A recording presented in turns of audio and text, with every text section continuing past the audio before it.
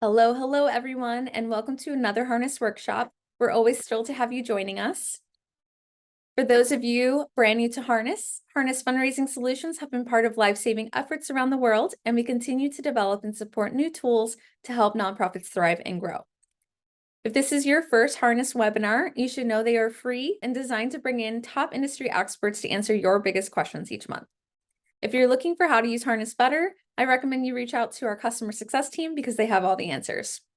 However, if you're interested in this webinar or similar topics, you can always head to our harness webinar library or our blog, where you'll find a range of topics from stewardship to getting more monthly donors to understanding how to get a return on your fundraising investment. All right, my name is Simone. I am Director of Marketing here at Harness and your host today, chiming in from a chilly Tampa, Florida. Today's session is how to set up a monthly giving program led by fundraising expert Carol.Wick, president of Sharity Global. Carol has worked in the nonprofit field her entire career, first as a therapist for abused children and later as a CEO of one of the nation's top domestic violence centers.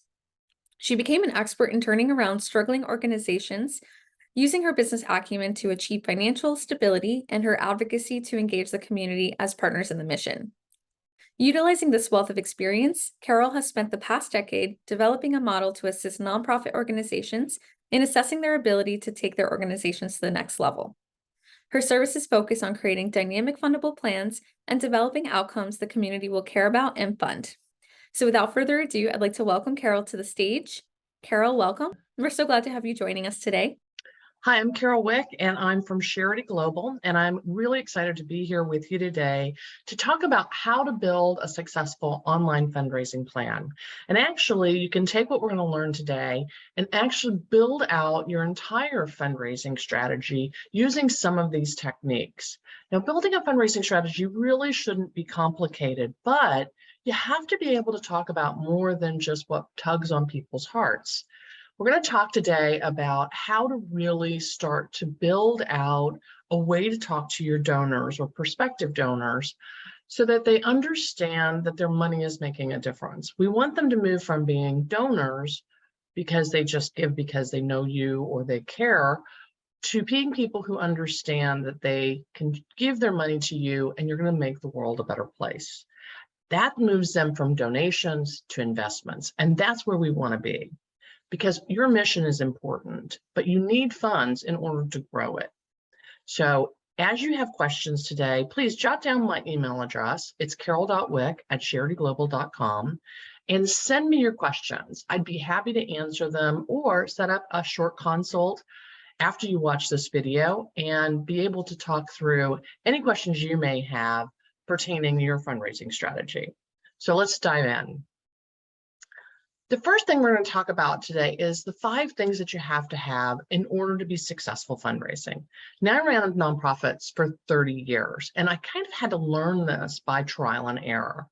But what I do know is that when you look on websites that are directly designed to talk to philanthropists, they're going to tell them before you give, you should find these things in place at a nonprofit. So it only makes sense that if you don't have these things in place, donors are going to pass you by. They're going to be looking for organizations that have all of these components. It's just like when they go to invest in a for-profit. Venture capitalists make sure that all of these things are in place before they invest. The first thing you have to have, and believe it or not, 75% of nonprofits don't have, is a plan. And that plan has to be in writing, and it has to be over 3 to 5 years.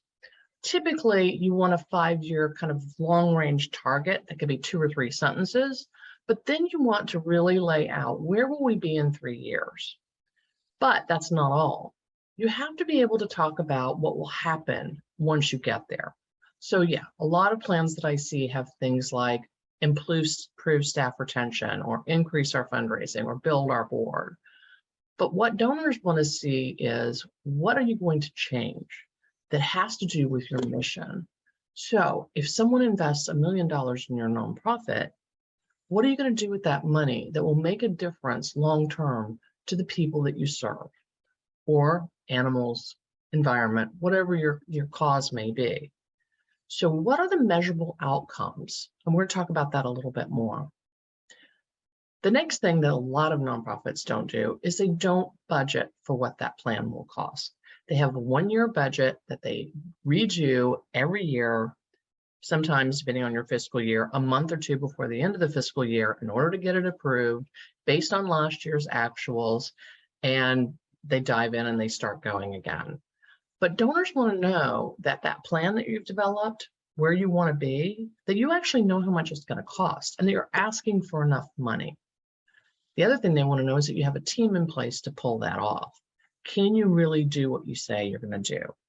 Not just with the staff, but do you have the donors, supporters, and board members who will help you pull off that plan? Finally, you got to have some way to fund it. People don't want to be the only people in. And what we're seeing more and more as we're out fundraising for our clients is that donors really want to see that you have other donors already in place before they come in. We're seeing those large gifts, those 6, 7-figure gifts, a lot of time come in toward the end of the campaign, rather in that quiet phase at the beginning. So all of those things have to be in place. So take a look really quickly and think about your organization, and do you have all of those things in place, or are you missing a critical component in order to be successful? So let's take a quick look where most people are stuck, and that's in the annual gift versus major gifts.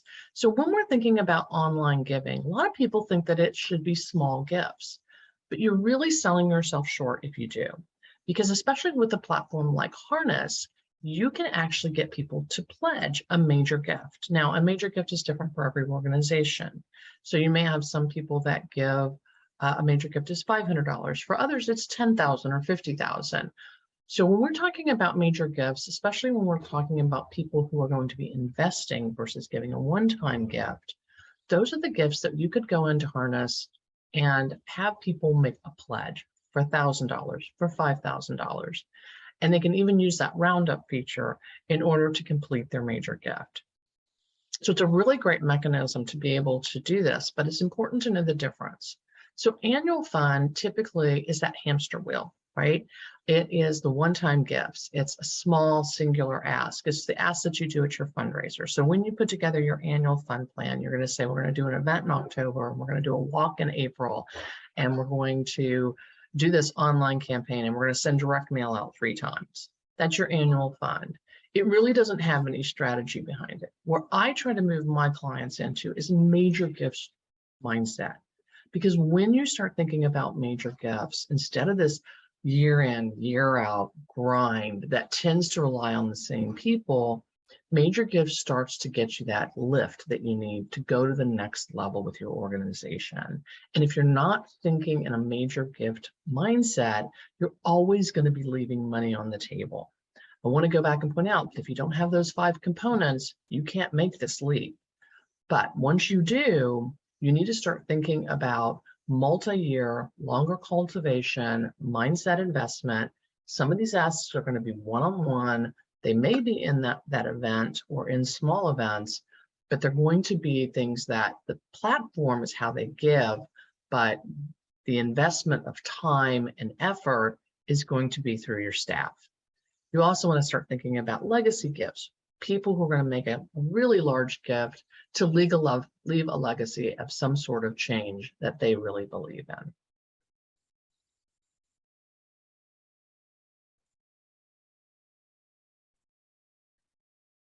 So the next question, what are outcomes? So this is a really critical point. So we talked about the difference between major gifts and annual fund. Well, one of the critical differences is talking about outcomes.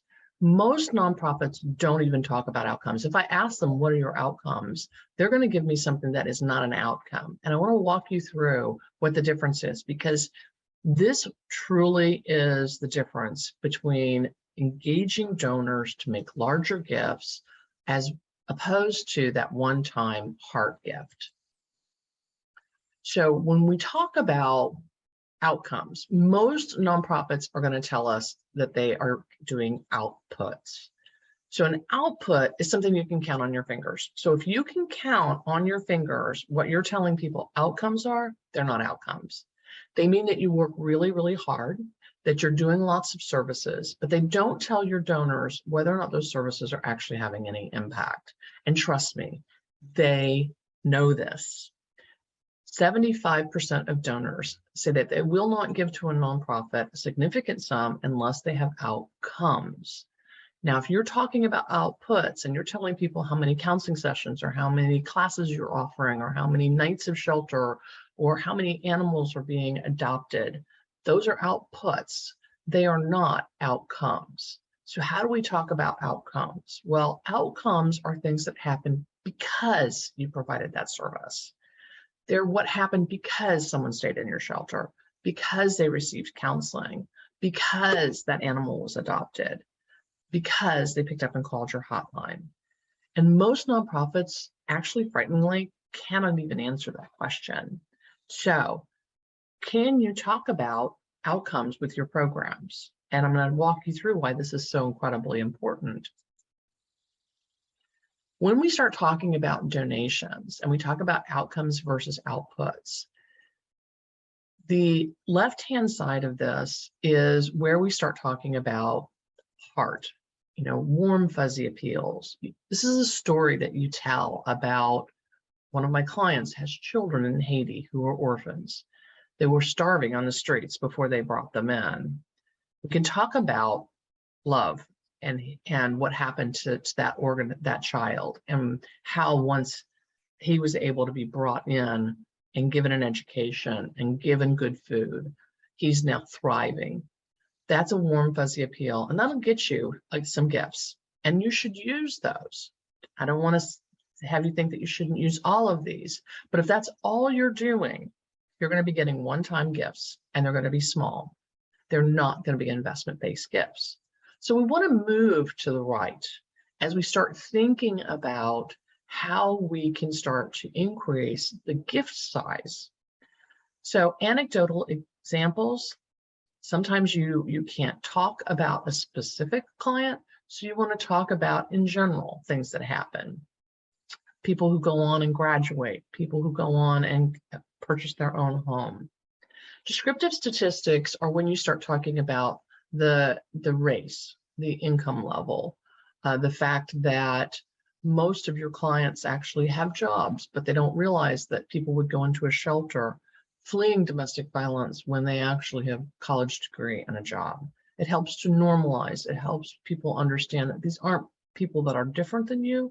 These are people that are just like you and actually could be you. Now, stakeholder surveys is where I've seen actually in impact reports, they say 80% of our clients love us. Well, that's great. But a stakeholder survey really doesn't tell us if anything happened good. It just tells us that people liked something, or perhaps after they walked out of a class, they had some slight increase in knowledge. Pre and post tests, by the way, are not outcomes. But where we really start to help donors understand when their money's making a real difference is when we start in this gray circle talking about economic impact. What happens if you don't ask? What is the cost, for instance, of allowing a family to become homeless, of keeping them on the streets? What are the social costs of that, the economic costs of that?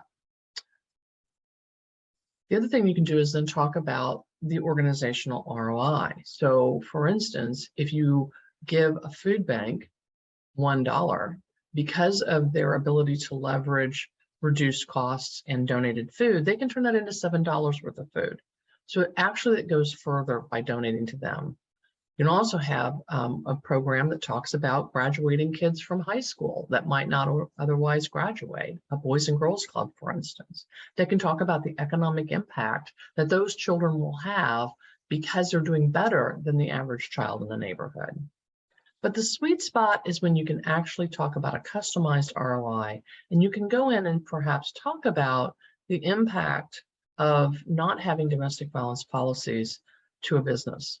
You can talk about the fact that if we can get chronically homeless individuals off the street, they're less likely to end up in the emergency room, and they're going to save the hospital. millions of dollars a year. That's customized ROI. All of these are tools in your toolkit, but be careful when you are just working on the far side of this continuum and you're only talking about warm fuzzy, you're only talking about outcomes, you're not going to where you need to be in order to bring in larger dollars. So let's really quickly go over and talk about input, output, outcome, and ROI. So you can really understand what I'm talking about here. You should know all of these for your organization. And what I would encourage you to do is to put in there your program name and then identify this for every single one of your programs. Because if not, how do you know what you're doing is really making a difference in benefiting your clients? So an input is what comes into your organization. The number of people who come into shelter, the number of animals that come into shelter, the number of acres of land that you're trying to restore is an input.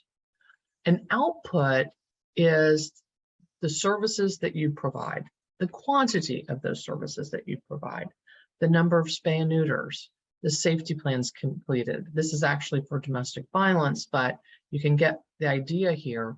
It's things you can count, services, the numbers of services that you offer. The outcome is what happens because you offered that service. Because someone stayed in shelter, they're now permanently housed. Because someone got a safety plan, they didn't get injuries because they were able to stay safe from their abuser. Because an abuser completed a course, they have a reduced recidivism rate. And then you go into the ROI, which again is that gray circle we showed you, and you can start talking about the dollars saved averting homelessness, the dollars per injury saved in terms of medical costs and lost productivity, and the dollars saved decreasing the legal system, 911 calls, and incarceration costs. So all of these things are important, but we're going to just focus today a lot on the outcomes. So how do you set your campaign goal? So every campaign that you do online has to have some sort of goal, obviously. But how do you know how to set that goal? How do you know how to go in there and actually start to pull out what you should be raising money for and how to quantify it? I'm always a little bit surprised at my clients when I go in and start talking to them and I ask them about their outcomes and their outputs for their programs, that they can't even tell me how much those programs cost. They might have some idea, but in order to, again, be able to scale your organization, you need to be able to understand how much the cost of doing business is, including in-kind that you get, volunteer hours, hours that are paid to employees that are under market rate, as well as what it's going to cost you to grow and scale that organization. So annual campaigns that you can set, you figure out how many people you want to serve. Let's just go with the idea that you're going to be talking about an animal rescue organization, and we're going to try to rescue this year 100 animals. We know that because maybe it's a stretch goal based on what we've done over the last 2 or 3 years. What's the outcome though? We rescue those animals. That is an input, right? We're going to foster them. That might be an output. We're going to have those dogs go through behavior training classes. That's an output. But what's the outcome going to be of rescuing those animals? Well, ultimately, perhaps what we want is we want them to be placed permanently in homes where those behavior problems that got them placed into a rescue in the first place now are resolved. So permanent placements in home, loving homes is going to be our outcome. So then we need to set a goal for our campaign. How much is that all going to cost? That number then will tell us how much we need to start asking for from individual donors to get to that campaign goal. So again, I mentioned the outputs. That's going to be the number of dogs or cats that go through these behavioral training programs, the example that we're using, so that they can be successfully adopted. The number of animals in shelter is going to be an output. But here's how I want you to try to start thinking about how do we start setting up a campaign.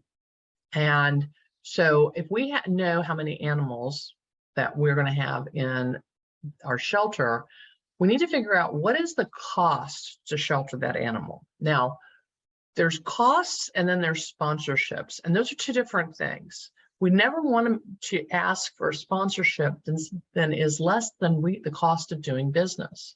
So if we know that it costs $100 to shelter an animal, across the course of the time that the animal is going to be with us, which I understand that's a low number, but bear with me.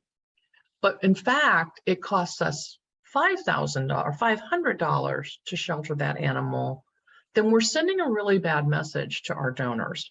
We're telling our donors that it costs, that they can sponsor for $100. In their mind, they're going to assume that that costs less than that.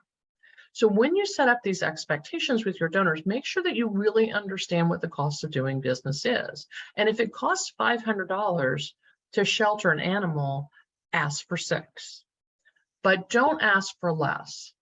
So once we know how much it costs us, then we know we're going to shelter 500 cats in this example.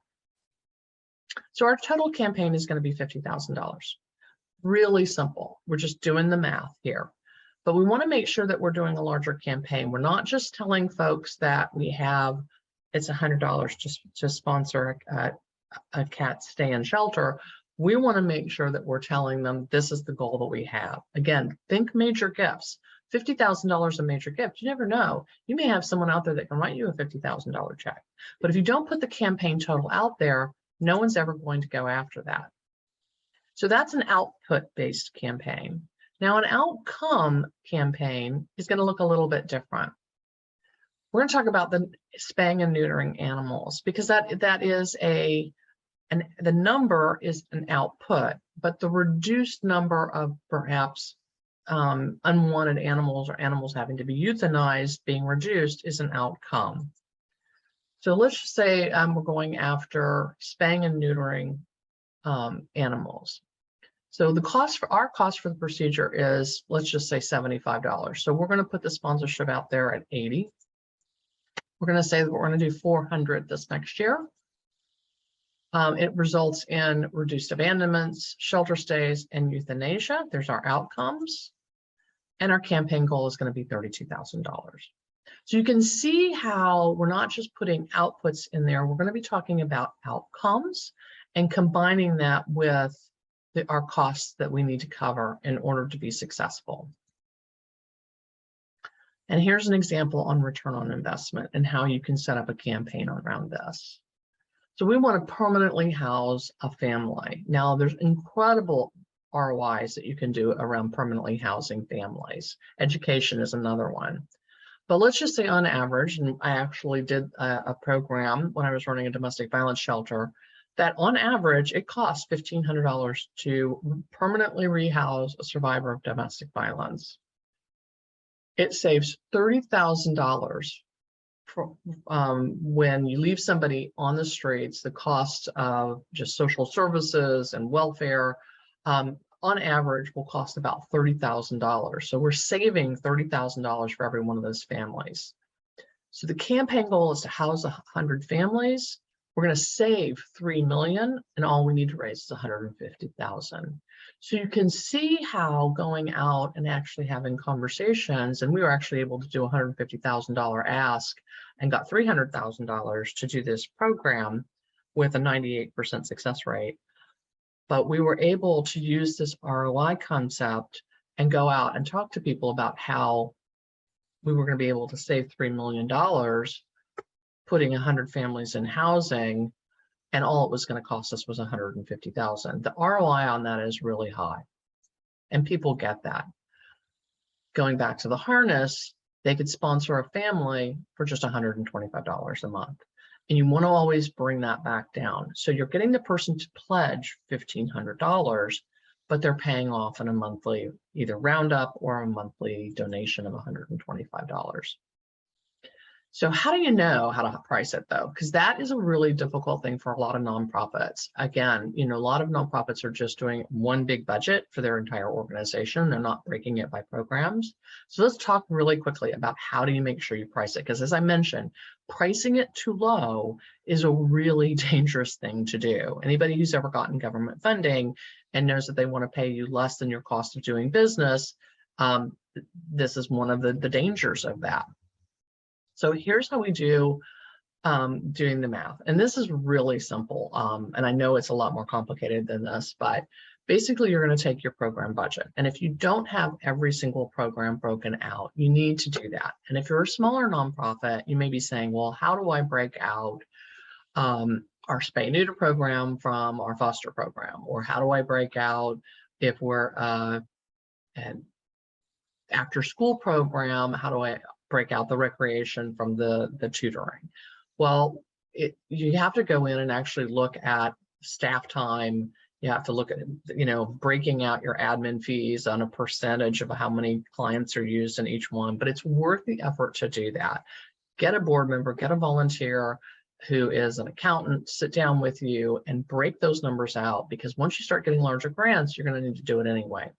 So you take your program budget and you look at the number of outputs or outcomes or items to be sponsored, and you don't actually add them. What you're going to do is you're going to divide, right? You're going to divide by into that program budget, and then what you're going to end up with, is actually didn't come up, but what you're going to end up with is your cost per item. So you have your program budget, make sure you're including that admin, all your insurance and your executive director's time, and if you have an HR person, you're going to divide the number of outputs, outcomes each year, and then you're going to get your cost per item. Round up. Make sure you round up. Once you know your cost of doing business, make sure you round up so that your sponsorship is actually more. Because remember, nonprofit is a tax status, it's not a goal. So this is an example of a client of mine. And they are a harness client. You can go on to Turpentine Creek Wildlife Refuge. You may have heard of them. They are the organization that rescued all of the big cats from the horrible people that abused them in the Tiger King. And they do a lot of rescues. In fact, they are the organization that is the go-to for the Department of Justice, and a lot of other organizations, government organizations, call on them when they have a large rescue of big cats in the United States. So these rescues are expensive, and they vary. So some years they're really, really busy, and other years they're not. And sometimes they get a huge rescue that takes an incredible amount of resources, and sometimes they're just one bobcat, for instance. So what we did was we went in and looked at, over the last 3 years, on average, how much do you spend on rescues? Because we wanted to build out a campaign where they could actually start getting rescues, which is something that people cared a lot about, funded. Now, this is an output, right? Actually, it's an input. So how much does that rescue cost? Well, on average, and I just made this number up, but on average, just say it's $375,000 that they spend going out, veterinary costs, staff costs, travel costs, relocating these animals all over the United States. So on average, and then they had 18 rescued on average. So that's about $20,000 each. So what we would want to do is, if that's our cost of doing business, if on average a wildlife rescue costs $20,000 and they're doing 18 of them a year, then we have a campaign for $375,000, and we can focus our donors specifically on raising money for that. So the goal is, annual goal is to do 18 rescues. Again, they may or may not have 18, but to make sure that they're ready to go for any time they're called to go out and make sure that those animals are safe and well cared for.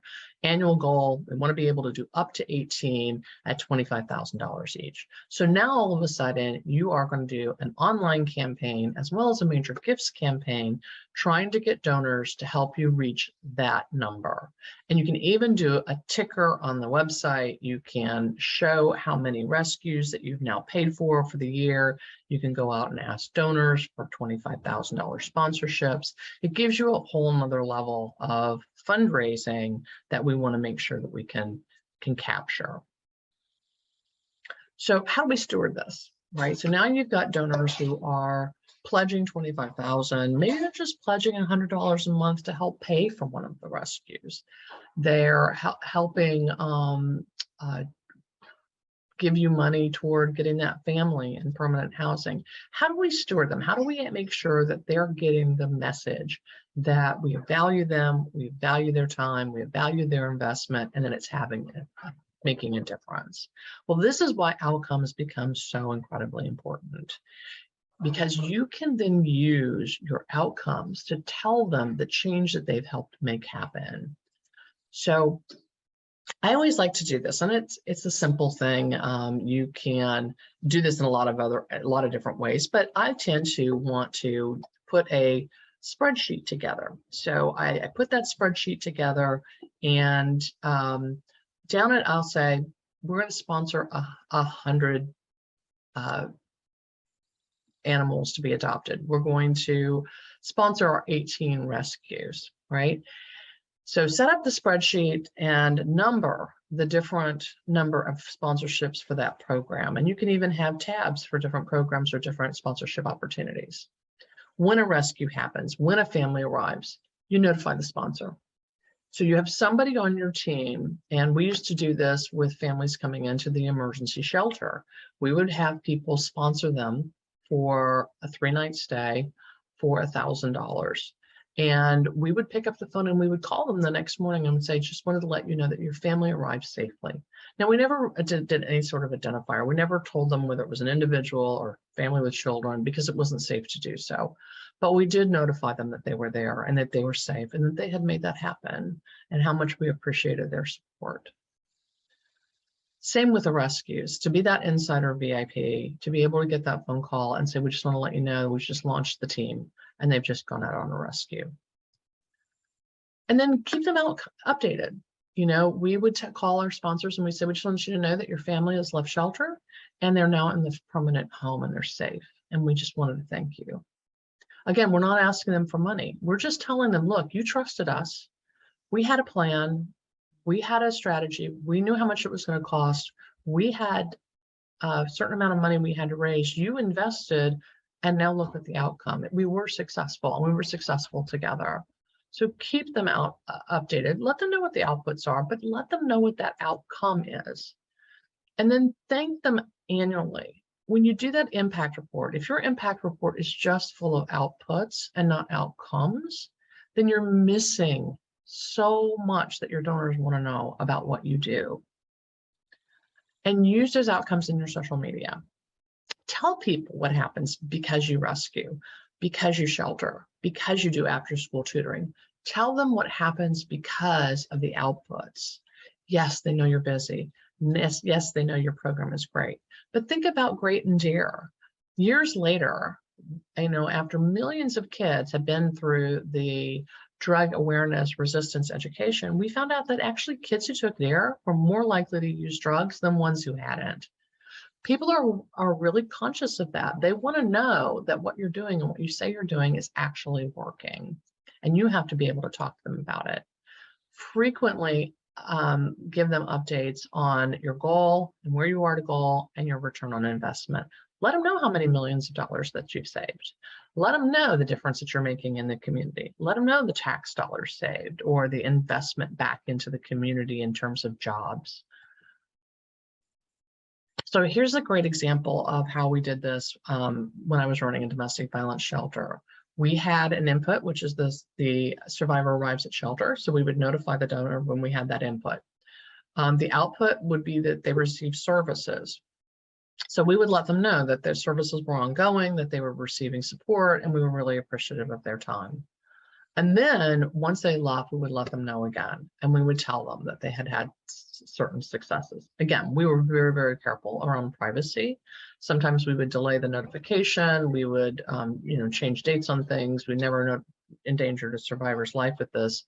But you can do that as well. And the donors all knew that we were being very, very cautious, but we made sure that they knew the success. And when we didn't have success, we would let them know that as well. We just want to let you know that this is the decision that they made, but they're safer now because they've had the training and the counseling, and we've empowered them with the tools that they need to continue to be safe. So those things are all really important. And then I can't stress enough personalized thank yous. It takes no time at all to set up an iPhone on a tripod like this and tape a really quick little thank you. Something that they can use on social media, but something that you can use on social media as well. We used to actually hire somebody, and it would cost us a tiny bit of money, but we would actually do personalized videos that were branded thanking our major donors every single year. And a lot of times they would use those on their own social media. They would use them in conferences with their employees. It was always really great, but we let them know how important it was for them. And with Harness, you can really do some great personalized thank yous that you can send out inside of that platform. So use that, use Canva, go in there, create a personalized thank you, and let them know, 226 families moved into permanent housing, and because of you, you helped us make that happen. So connect the outcomes to the dollars that they invested, let them know the change that occurred, tell them the outcomes they care about most, and then they will donate again. And most of the time, they're not only going to donate, they're going to give you more money because they know that they gave money, it made a difference, and now they're going to invest more. So here's a great example of how you can use outcomes in social media. The impact of equine therapy, 98% experience a reduction in PTSD symptoms in only 3 sessions. So you want to make sure that you're mixing this into your social as well, because trust me, those major donors are out there, and if they're following you, they're going to see this sort of thing, and it's going to resonate. The last thing I want to talk about really quickly is just transparency. And this is an organization that builds wells. And if you are doing work overseas, or you're doing work for an organization that the donor can't physically come and see you, and I do a lot of work with organizations in Africa and Asia, and in the Caribbean, and having something on your website where people can actually go in, and if I'm a donor, I can actually click on a yellow dot and actually go in and Google Earth see the well that I helped pay for. It's just an incredible opportunity for people to be able to see that their money is actually happening. So if you're doing overseas work, pictures and all of that are great, but having personal correspondence with the kid that you adopt, sponsor, not adopt, but sponsor, having pictures of the programs, but being able to let people know what they're doing on the ground is having a difference, showing them aerial photos or pictures of trees being planted, letting them know the GPS coordinates of that tree, whatever it might be. It's really important that you have transparency, and having it on your website, something like this, makes a real big difference to donors, because there's a lot of scams out there, believe it or not. So where do you start? Well, remember to call me or shoot me an email at carol.wick@sharityglobal.com if you have questions. But here's a great place. Just list all of your programs that you offer, whether it's a counseling program or an educational class that you offer or a spay and neuter.